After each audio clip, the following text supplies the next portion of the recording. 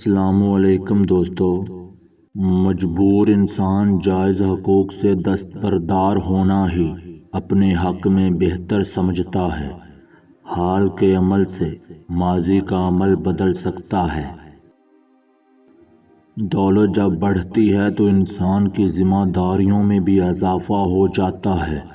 جوانی میں بڑھاپے کی دعوت دینے والوں کے مستحق نہیں ہو سکتے۔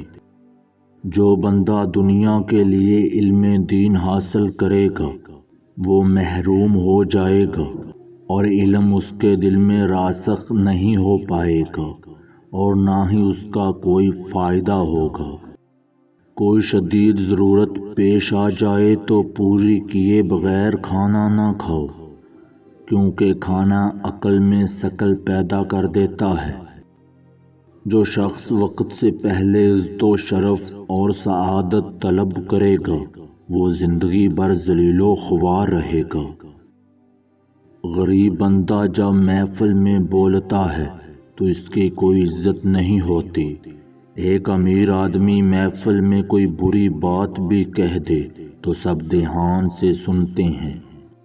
زندگی میں جب کوئی تمہارے لیے دروازہ بند کر رہا ہو تو سنو، انہیں یاد دلواؤ کہ کنڈی دونوں طرف سے ہوتی ہے، دروازہ دوسری طرف سے بھی بند کیا جا سکتا ہے۔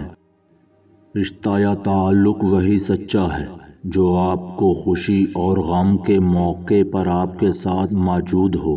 اگر ایسا نہیں تو وہ ڈھونگ ہو سکتا ہے، مگر رشتہ یا تعلق ہرگز نہیں۔